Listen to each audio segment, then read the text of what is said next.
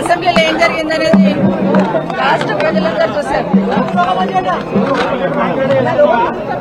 అసలు ఏం జరిగింది, ఎందుకు గౌరవ ముఖ్యమంత్రి గారు మాట్లాడారనేది ఇప్పటికీ అర్థమైతలేదు. అసలు మేము ఒక మాట మాట్లాడింది లేదు.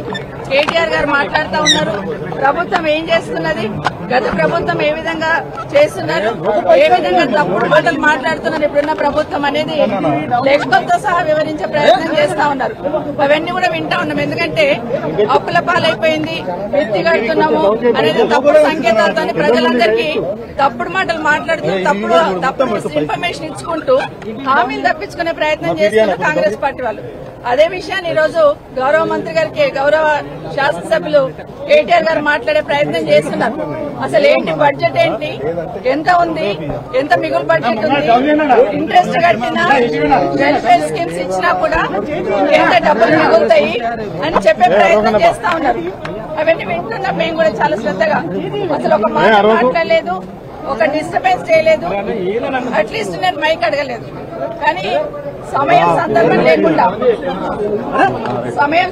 లేకుండా సడన్ గా ముఖ్యమంత్రి గారు లేచి, అంటే కేటీఆర్ గారు మాట్లాడుతూ ఉంటే దాన్ని ఎట్లా పక్కన జరపాలి అర్థం కాక వాస్తవాలు మాట్లాడుతున్నారు కదా కేటీఆర్ గారు అని సడన్ గా లేచి, కేటీఆర్ గారు మీ వెనకాల కూర్చున్న మార్గాలు మమ్మల్ని ఇక్కడ ముంచిండ్రు, నిన్ను కూడా ముంచుతారు, మీరు జూబ్లీ బస్ స్టాండ్ అయితే మీ బతుకని మాట్లాడుతున్నారు. అంటే మహిళలంటే ఎంత గౌరవం అనేది ముఖ్యమంత్రి గారికి అర్థమవుతుంది. ఈ రోజు కొత్త కాదు, బయట మైకులు పెట్టుకుని ఎన్నో మాట్లాడుతుంటారు. ఆ రోజు సోనియా గాంధీ గారి దగ్గర నుండి మొదలు పెడితే ఈ రోజు అసెంబ్లీలో సబితమ్మ వరకు నోటికి ఏదొస్తే మాట్లాడే ప్రయత్నం చేస్తా ఉంటారు. మహిళలంటే ఎక్కడ గౌరవం లేదు, ఏం మాట్లాడాలో ఏం మాట్లాడకూడదు ఆలోచన లేదు.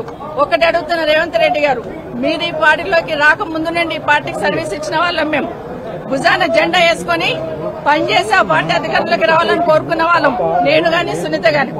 ఈ రోజు నా గురించి సునీత గురించి మాట్లాడుతూ పార్టీకి ఏదో మోసం చేస్తారని మాట్లాడారు. ఏం మోసం చేశాం? మిమ్మల్ని ఈ రోజు అవతల పార్టీలో మిమ్మల్ని ఈ పార్టీ కాంగ్రెస్ పార్టీలోకి రమ్మని చేయడం ఒకటే నేను చేసిన తప్పు అనిపిస్తుంది ఈ రోజు. ఎందుకంటే ఆ రోజున్న పరిస్థితులలో ఇంకొక మాట మాట్లాడారు రేవంత్ రెడ్డి గారు. ఈరోజు మహిళల్ని అక్కలను నమ్ముకుంటే జూబ్లీ బస్ స్టాండ్ అవుతుంది అంటున్నారు. ఆడబిడ్డలు ఎట్లా ఉంటారో తెలీదా? ఆడబిడ్డలు ఎప్పుడైనా క్షేమం కోరుతారు, నష్టం కోరరు. నమ్ముకున్న వాళ్ళకి ప్రాణమనే ఇస్తాం కానీ నమ్మిన వాళ్ళకి మోసం చేయాలని ప్రయత్నం చేయం.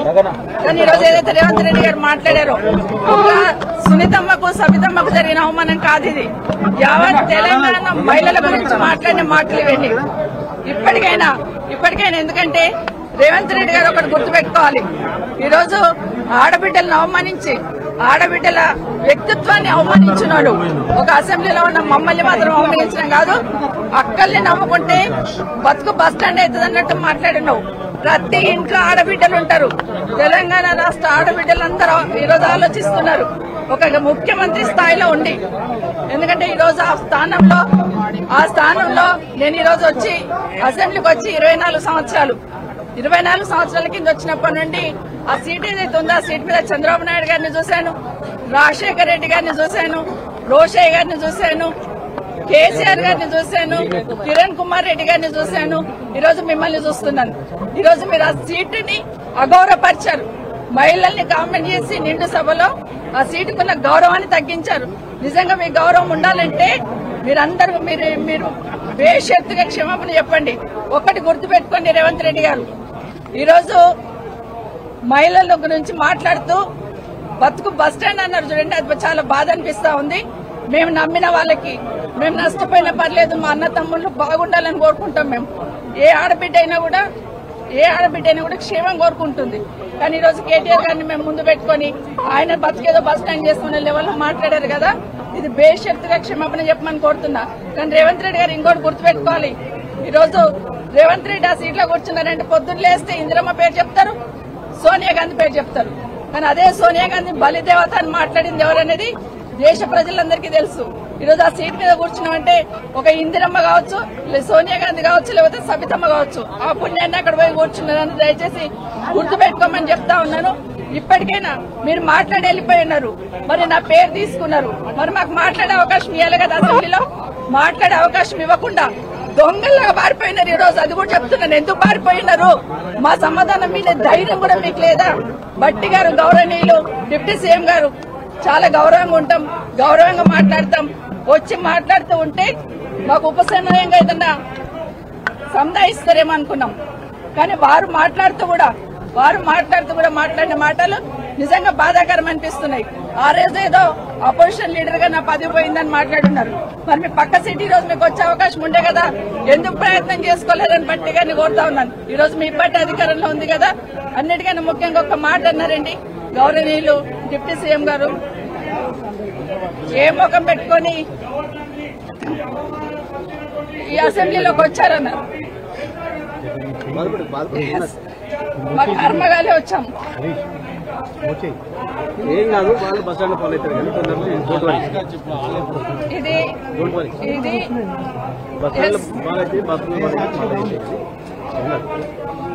తెలంగాణ మహిళలు శాపం తగ్గుతుంది. ఎందుకంటే మేమేం తప్పు చేయలేదు. దేశంలో చాలా మంది పార్టీలు మారుతూ ఉంటారు. ఈ రోజు మీ పక్కన కూర్చోబెట్టుకున్నారు. ఎన్నికలు అయిన తర్వాత మీ ప్రభుత్వం అధికారంలోకి వచ్చిన తర్వాత కేసీఆర్ గారి ఇంటి మీద ఉన్న వాళ్ళని కాకి నా ఇంటి మీద వాళ్ళతో కాల్ చేస్తామని మాట్లాడింది ఇదే గౌరవ ముఖ్యమంత్రి గారు. కానీ అదే కేసీఆర్ గారు గెలిపించిన ఎమ్మెల్యేలంతా తీసుకుపోయి మీ పక్కన కూర్చోబెట్టుకున్నప్పుడు నన్ను పార్టీ మారినవని అడిగితే అధికారం మీకు ఎక్కడిదని అడుగుతున్నాను. ఆ రోజు నేను పార్టీ మారినప్పుడు వితిన్ ద పార్టీలో ఏం జరిగింది, ఏ విధంగా మమ్మల్ని మెడబట్టి బయటికి గెంటేశారనేది మీకు తెలీదా అని అడుగుతున్నాను. ఎందుకంటే మాట్లాడలేదు, ఇన్ని రోజులు మాట్లాడలేదు. నేను పార్టీ గురించి ఎవరి గురించి మాట్లాడకుండా నేను కేసీఆర్ గారి నాయకత్వంలో పనిచేయడానికి వచ్చాను. 5 సంవత్సరాలు ఎందుకు మీరు నోరు మూసుకొని కూర్చున్నారు? ఇప్పుడు అడుగుతానండి, మాట్లాడాల్సింది 5 సంవత్సరాలు. ఈ రోజు నేను బీఆర్ఎస్ పార్టీ బీఫామ్ మీద గెలిచి వచ్చున్నాను. ఇప్పుడు నన్ను గురించి మాట్లాడే అధికారం మీకు ఎక్కడిది? ఈ రోజు బాగా గుర్తుపెట్టుకోండి, నా కుటుంబానికి ఒక చరిత్ర ఉంది. నిజంగా మాట్లాడాలంటే నాకు 10 నిమిషాలు టైం ఇవ్వాల్సింది. ఆ రోజు నుండి ఈ రోజు వరకు నా జిల్లాలో నా కుటుంబం ఏంటి, నేనేంటి అనేది బాగా తెలుసు. ఎన్టీ రామారావు గారు ముఖ్యమంత్రిగా పక్కకు దించేసినప్పుడు అదే చంద్రబాబు నాయుడు గారు కాదని ముఖ్యమంత్రి గారు అంటున్నారు. ఆ రోజు ఇందిరారెడ్డి గారు హోంమంత్రికి రాజీనామా ఇచ్చి, అదే వీళ్ళ బాస్ ఆ రోజు ఉన్నప్పుడు కూడా ఇందిరారెడ్డి చనిపోయినప్పుడు నన్ను పార్టీలోకి రమ్మంటే నేను రానని ఇందిరారెడ్డి గారు పట్టిన జెండా నేను పట్టుకున్నాను. 2014లో మీరు టికెట్ ఇవ్వకపోయినా కూడా ఒక మాట మాట్లాడకుండా కాంగ్రెస్ పార్టీకి పనిచేస్తున్నాను. ఉన్న తర్వాత కూడా రాజశేఖర రెడ్డి గారు చనిపోయినాక నిజంగా రాజశేఖర రెడ్డి గారే మమ్మల్ని తీసుకొచ్చారు. రాజశేఖర రెడ్డి గారు మా లేడీస్ కి అంత ప్రాధాన్యత ఇచ్చారు. రాజశేఖర రెడ్డి గారు రాజకీయాలలో మా మహిళల్ని ఎంకరేజ్ చేశారు. కాబట్టి మేము ఇంత గట్టిగా నిలదొక్కున్నాం. ఈ రోజు మహిళలు ఎవరో ఒకరో ఇద్దరు బయటకు వచ్చి పనిచేస్తుంటే వాళ్ళని ఎంకరేజ్ చేయాల్సింది పోయి డిమోరలైజ్ చేయాలనే ప్రయత్నం ఏదైతే చేస్తా ఉన్నారో ఇది మంచి పద్ధతి కాదు. అసెంబ్లీలో కూడా ఆడబిడ్డలను అవమానించే సంస్కృతి వస్తుందంటే నిజంగా తలొంచుకోవాలండి. ఈ రోజు కనీసం మాట్లాడే అవకాశం కూడా ఇవ్వకుండా పోయినారంటే ఈ రోజు సమాధానం రాష్ట్ర ప్రజలకు చెప్పాలి. ఈ రోజు ఇక్కడ కూడా మాట్లాడదామని వచ్చాం. అవసరం లేకపోయినా అరగంట నుండి అక్కడ కాంగ్రెస్ పార్టీలు నిల్చొని ఉన్నారు కాబట్టి ఇక్కడ మాట్లాడాల్సి వచ్చింది. ఈ రోజు రేవంత్ రెడ్డి గారికి నిజంగా ఆ 4 కోట్ల ప్రజలకు సంబంధించిన సీట్ అది. ముఖ్యమంత్రి అంటే రేవంత్ రెడ్డి గారు సొంతమేం కాదు. ఆ సీటు గౌరవం పెరగాలంటే ఈ రోజు మీరు క్షమాపణ చెప్పండి. తెలంగాణ రాష్ట్ర మహిళలందరికీ కూడా ఈరోజు క్షమాపణ చెప్పాల్సిన బాధ్యత ఈరోజు రేవంత్ రెడ్డి మీద ఉంది. భట్టి గారు గౌరవనీయులు డిప్యూటీ సీఎం గారు మీరు మాట్లాడిన మాట ఏదైతే ఉందో ప్రతి ఇంట్లో ప్రతి ఆడబిడ్డకు తగులుతుందండి. ఎందుకంటే మొహం పెట్టుకొని వచ్చిందనే మాట అకారణంగా అసభ్యంగా చాలా హీనాతిహీనమైన ప్రవర్తనతో ఈరోజు ముఖ్యమంత్రి రేవంత్ రెడ్డి గారు మా ఆడబిడ్డలిద్దరిని నా పాటికి నేను పెద్దగా విమర్శ చేయకుండా పద్ధతిగా వారిని సంబోధిస్తూ ప్రభుత్వానికి సూచనలిస్తూ మాట్లాడుతుంటే మా అక్కలు కూడా కనీసం డిస్టర్బెన్స్ కానీ కనీసం ఒక కామెంట్ కూడా చేయలేదు. కనీసం నన్ను ఏమి ప్రాంప్ట్ కూడా చేయలేదు. మీరు ఇది చెప్పండి అది చెప్పండి.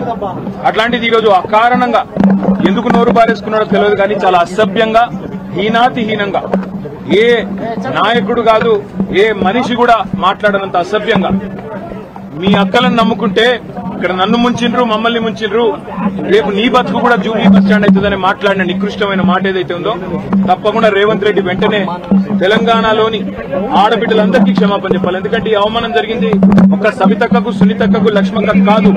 ఈ అవమానం జరిగింది తెలంగాణలోని ఆడబిడ్డలందరికీ. మహిళల్ని నమ్ముకుంటే నట్టేట మునుగుతారన్నట్టు, మహిళా తల్లుల్ని నమ్ముకుంటే బతుకు బస్టాండ్ అవుతుంది అన్నట్టు ముఖ్యమంత్రి మాట్లాడిన మాట ఏదైతే ఉందో నిజంగా కూడా హేయం, శోచనీయం, నిజంగా ఒక ముఖ్యమంత్రి స్థాయికి తగని మాట. ఇలా నిజంగా ఈ ముఖ్యమంత్రి అన్ఫిట్ ముఖ్యమంత్రి, ఆ పదవిలో కూర్చోవడానికి తగని ముఖ్యమంత్రి. మహిళల్ని అవమానించి కూడా అప్పుడప్పుడు నోరు జారినా సంస్కారం ఉన్న వాళ్ళు ఏం చేస్తారు? అవసరమైతే నేను వెనక్కి తీసుకుంటున్నాను విచారం వ్యక్తం చేస్తారు. ఇంత అహంకారం, ఇంత కండకావరంతో ఈరోజు ఆడబిడ్డల్ని వారిని అవమానించిన ముఖ్యమంత్రికి తప్పకుండా తెలంగాణ ఆడబిడ్డల ఉసురు తాకుతుంది. ఈ వైఖరి మార్చుకో, పద్ధతి మార్చుకో. వారు అక్క సునీతక్క గాని, సబితక్క గాని, లక్ష్మక్క గాని స్వంతంగా కష్టపడి ప్రజల్లో తిరిగి పరపతితో ఇవాళ 5 సార్లు 6 సార్లు గెలిచొచ్చిన వాళ్ళు. ఎవరు కూడా నీలాగా ఇష్టం వచ్చినట్టు రాజకీయ విన్యాసాలు చేసి వచ్చిన వాళ్ళు కాదు. తమ స్వశక్తితో, తమ కుటుంబంకుండే అభిమానంతో, కార్యకర్తల ఆశీర్వాదంతో, ప్రజల దీవెనలతో ఇక్కడ అడుగు పెట్టారు. అప్రతిహతంగా 5 సార్లు సబితక్క గెలిచొచ్చింది. సునీతక్క కూడా గతంలో మంత్రిగా పనిచేసినారు. లక్ష్మక్క కూడా జెడ్పీ చైర్మన్ గా, శాసనసభ్యురాలుగా పనిచేసింది. అలాంటి మహిళలుగా పట్టుకొని ఇవాళ నోటికొచ్చినట్టు వాగడం అనేది ముఖ్యమంత్రికి తగదు. ఇప్పటికైనా సిగ్గు తెచ్చుకొని, బుద్ధి తెచ్చుకొని ముఖ్యమంత్రి బేషరతుగా క్షమాపణ చెప్పాలి. ఇక ముఖ్యమంత్రి ఇట్లున్నాడంటే ఉప ముఖ్యమంత్రి ఏం చక్కగా లేడు. ఆయన వస్తాడు, ఏం ముఖం పెట్టుకొని వచ్చిందంటాడు. నేను అడుగుతున్నా, ఏం మొహం పెట్టుకొని నువ్వు వచ్చినావు? నీకేమే మొహం పెట్టుకొని నువ్వు వచ్చినావో మేము కూడా అట్లే వచ్చినాం. ఎంత గుండె ధైర్యం నీకు? ఇవాళ మా ఆడబిడ్డల్ని పట్టుకొని ఏ మొహంతో వచ్చినావు అని చెప్పడానికి ఉప ముఖ్యమంత్రి నేను అడుగుతా ఉన్నా. ఏ రకంగా అంత ధైర్యంగా, ఏ రకంగా అంత ఇష్టం వచ్చినట్టు మాట్లాడే అధికారం నీకు ఎవరిచ్చింది? అధికారం ఎవరికి శాశ్వతం కాదు. 10 ఏళ్లు మేము అక్కడున్నాం. మేము ఎప్పుడన్నా అవమానించినామా ఆడబిడ్డల్ని? తరిక ఎన్నడన్నా, ఒక్క రోజన్నా ఎప్పుడన్నా నోరు జారినా వెంటనే విచారం వ్యక్తం చేసినాం. ఇవాళ నేను కూడా ఏదో సందర్భంలో ఏకవచనంతో సంబోధించినానని చెప్పి అవతల నుంచి అభ్యంతరం వస్తే వెంటనే విచారం వ్యక్తం చేసినాం. అది కేసీఆర్ మాకు నేర్పిన సంస్కారం. మరి నీకెవరు చదువు చెప్పిండ్రో, ఎవరు సంస్కారం నేర్పిండ్రో నాకు తెలియదు. కానీ తెలంగాణ ఆడబిడ్డలన్నీ గమనిస్తున్నారు. ఇప్పటికే నువ్వు చేసిన మోసాలతో విసిగిపోయి ఉన్నారు. ఇలా మా ఆడబిడ్డలకు జరిగిన అవమానం వాళ్ళిద్దరికి ముగ్గురికి జరిగింది కాదు. ఇది తెలంగాణ ఆడతల్లులకు జరిగిన, ఆడబిడ్డలకు జరిగిన అవమానం. వాళ్ళ ఉసురు నీకు ఖచ్చితంగా దాక్తది. సిగ్గు తెచ్చుకో, బుద్ధి తెచ్చుకో, కొద్ది జ్ఞానం తెచ్చుకొని ఇకనైనా క్షమాపణ చెప్పు. చెప్పకపోతే తప్పకుండా దీనికి ఇంత కూడా అనుభవిస్తామని చెప్పి రేవంత్ రెడ్డిని, అదేవిధంగా ఉప ముఖ్యమంత్రిని నోటికొచ్చినట్టు వాగడం కాదు. దయచేసి ఇకనైనా సమయంతో వ్యవహరించండి, లేకపోతే ఊరుకోమనే మాట కూడా వారికి విజ్ఞప్తి చేస్తూ థాంక్యూ.